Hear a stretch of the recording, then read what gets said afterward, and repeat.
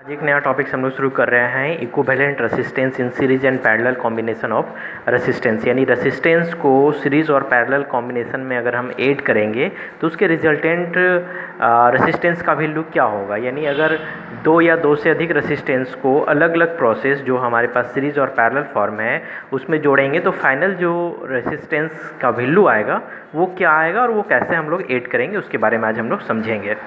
सबसे पहले तो हम लोग को रेसिस्टेंस के बारे में पढ़ चुके हैं, इससे पिछले वाले वीडियो में रेसिस्टेंस, कंडक्टेंस, रेसिस्टिविटी, कंडक्टिविटी, इसकी प्रॉपर डिस्कशन हम लोग वहाँ पे किए हुए हैं, तो वो वीडियो ज़रूर देख लेना, तभी ये सारा कुछ समझ में आने वाला है।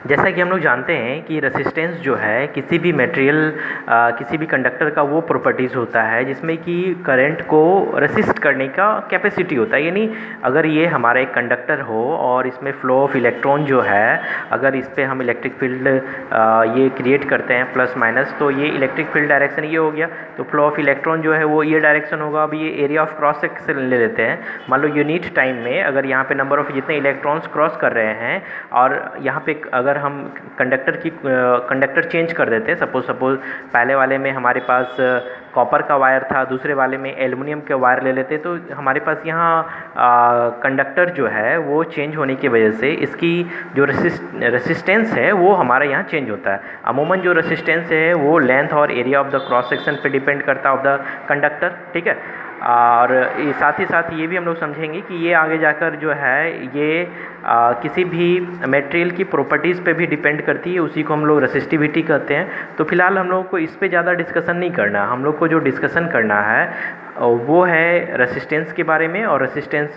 कुल मिलाकर ये फिगर हम लोग उसको प्लॉट करेंगे, ये हमारा फिगर होगा रेसिस्टेंस को दिखाने का। तो रेसिस्टेंस का यहाँ दो एंड है, ये अगर हम पहला एंड कहते हैं तो ये हमारे लिए दूसरा एंड हो गया।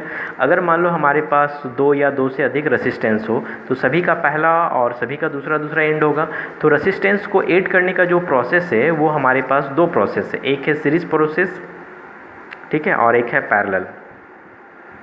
सीरीज़ में क्या करते हैं कि जितने भी रेसिस्टेंस होंगे सभी का कुछ इस तरह से कॉम्बिनेशन करेंगे। जैसे ये पहला सीरीज, ये पहला एंड हो गया, पहले रेसिस्टेंस जिसको हम R1 कह रहे हैं, ये इसका दूसरा एंड हो गया। एक और रेसिस्टेंस लेते हैं तो ये हो गया, तो ये जो जंक्शन पॉइंट है ये दूसरे वाले रेसिस्टेंस का पहला पॉइंट हो गया।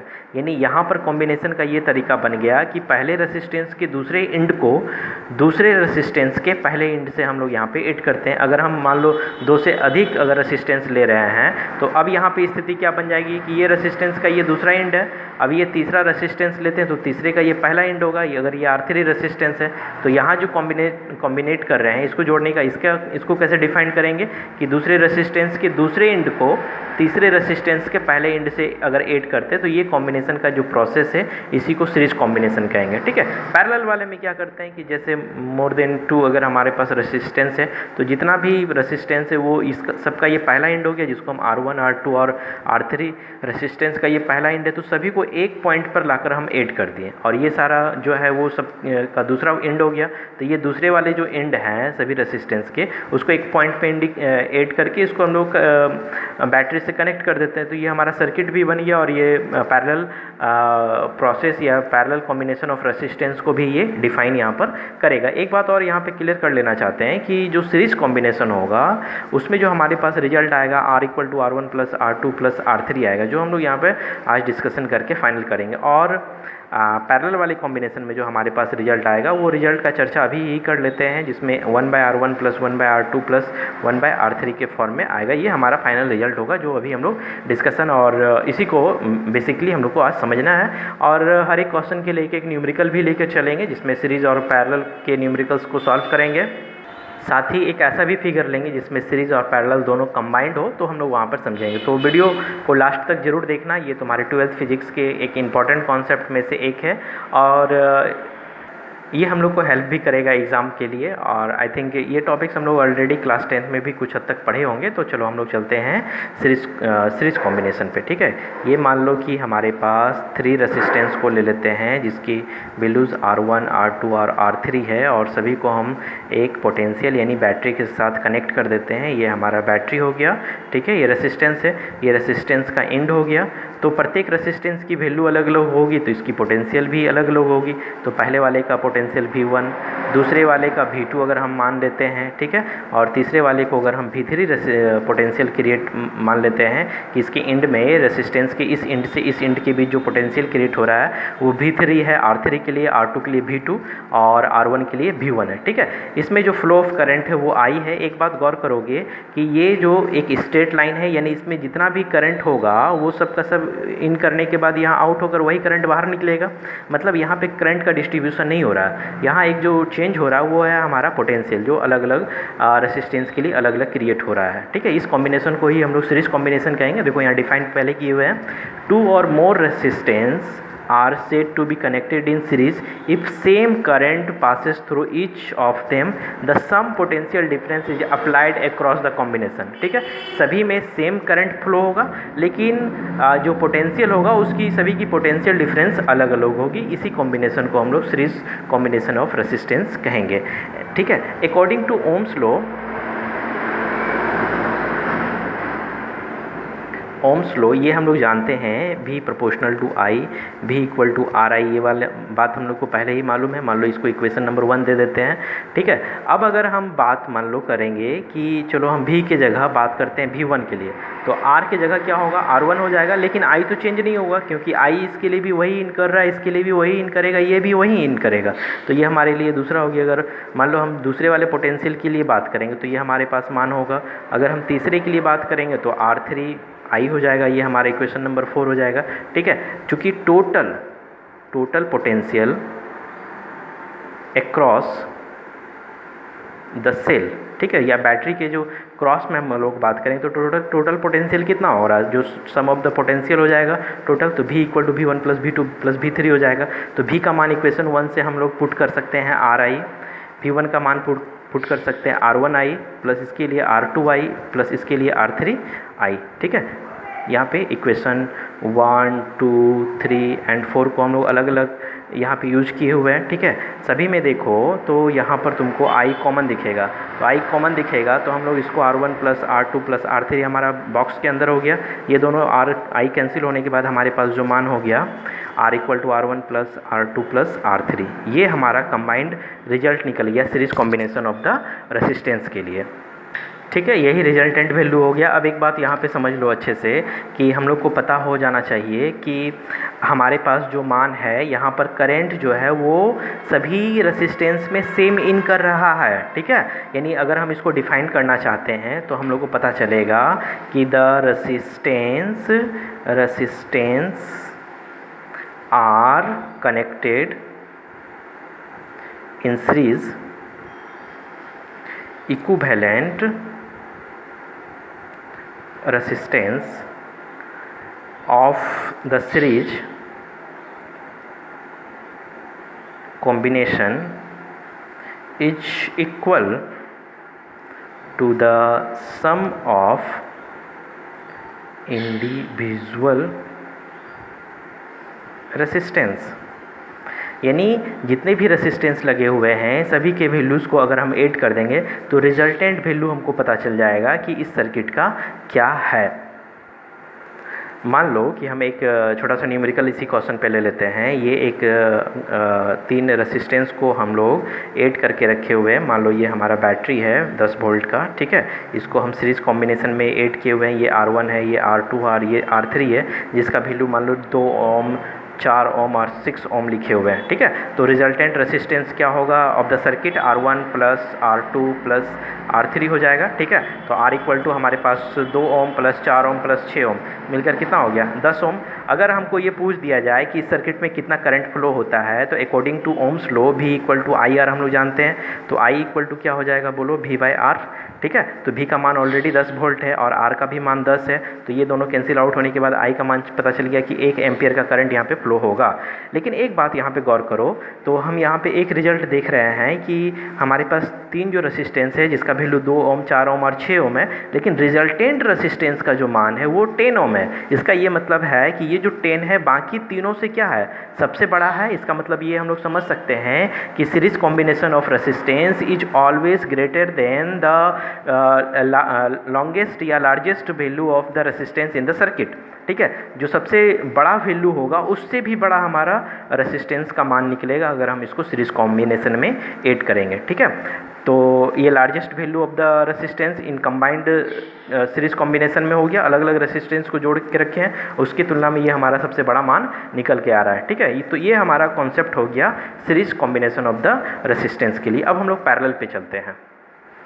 चलो अब देखोगे यहाँ पे हम लोग पैरेलल कॉम्बिनेशन पे बात कर लेते हैं। तो पैरेलल कॉम्बिनेशन की बात हम लोग शुरुआत में ही समझ चुके हैं कि मान लो यहाँ पर हमारे पास 3 रेसिस्टेंस हम लिए हुए हैं और उसका सभी का एंड एक पॉइंट पे और जो दूसरा एंड है वो दूसरे पॉइंट पे यहाँ पे आके मान लो कनेक्ट हो रहा है। ठीक है, तो ये सभी आके कनेक्ट होने के बाद ये सर्किट को अगर हम सेल के साथ बैटरी के साथ कनेक्ट कर देते हैं तो इसकी अपनी पोटेंशियल होगी।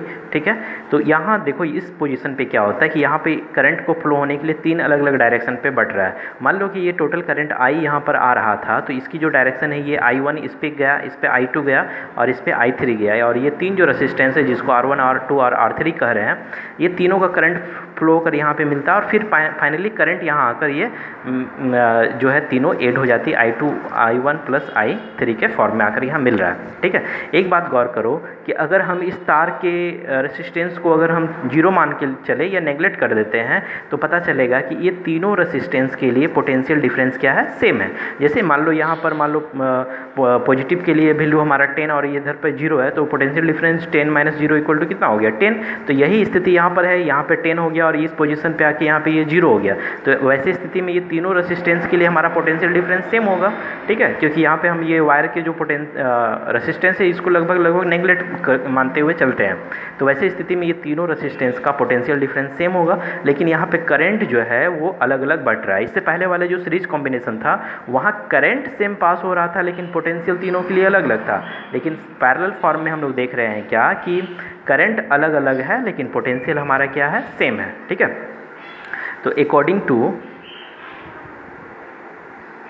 ओम्स लॉ ये हम लोग जान रहे हैं, V proportional to I, V equal to RI। ठीक है, यहाँ पे देखो करंट डिस्ट्रीब्यूट हो रहा है इसलिए I को हम अकेला करेंगे तो I इक्वल टू क्या होगा, V बाई R। ये हमारा इक्वेशन नंबर 1 हो गया।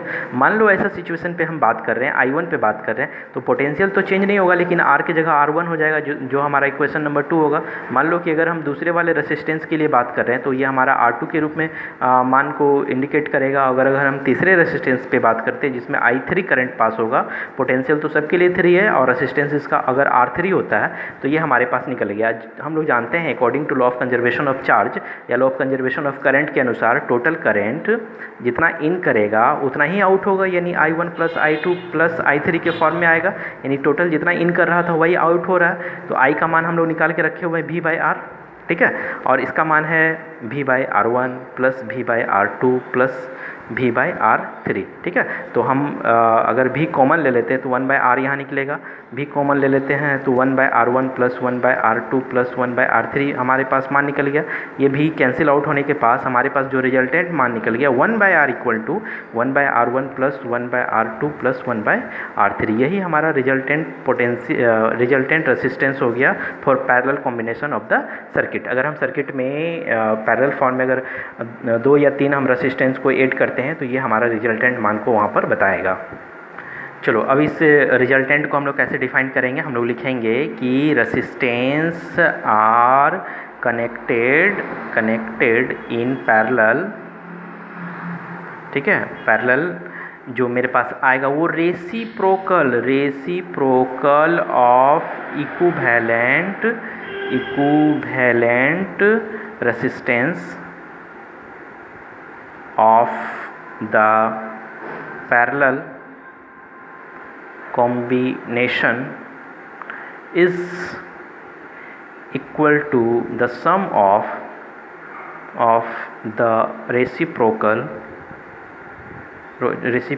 of the individual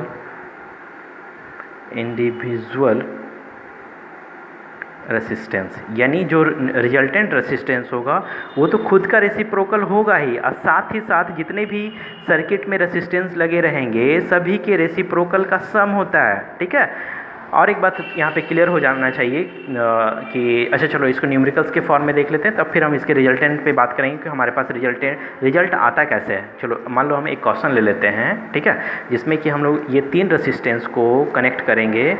ये 3 रेसिस्टेंस को हम कनेक्ट किए हुए हैं बैटरी के साथ। ये 12 वोल्ट का बैटरी है, ठीक है, ये प्लस माइनस हमारे पास 12 वोल्ट का बैटरी है, इसको हम कनेक्ट किए हुए हैं। ये मान लो 2 ओम है, ये 3 ओम है, और ये 6 ओम का अलग अलग रेसिस्टेंस है, जिसको हम R1 और R2 और R3 कह रहे हैं। तो पैरेलल कॉम्बिनेशन के लिए हमारे पास मान होगा 1/R = 1/R1 + 1/R2 + 1/R3, ये होगा हमारे पास मान। तो 1/R = 1/R1 की जगह 2, 3 + 6, तो सभी का जो हम एलसीएम लेंगे तो हमारे पास 6 आएगा। ठीक है, 3 + 3 दूनी 6 + 1, 3, 5, 6/6 कट के कितना हो गया 1/1, यानी 1/R = 1/1 निकल गया। ठीक है, हम इसको चेंज करेंगे, अगर हम इसको उलटते हैं तो R = 1 एम्पियर हो गया हमारा, 1 ओम हो गया। ठीक है, R का मान 1 ओम का रेसिस्टेंस, यानी जो टोटल देखो यहाँ 2 ओम, 4 ओम, 6 ओम, ये जितना भी मान है उससे ये सबसे छोटा है। यानी हम लोग कह सकते हैं कि parallel combination of the resistance is always less, ठीक है, ऑलवेज लेस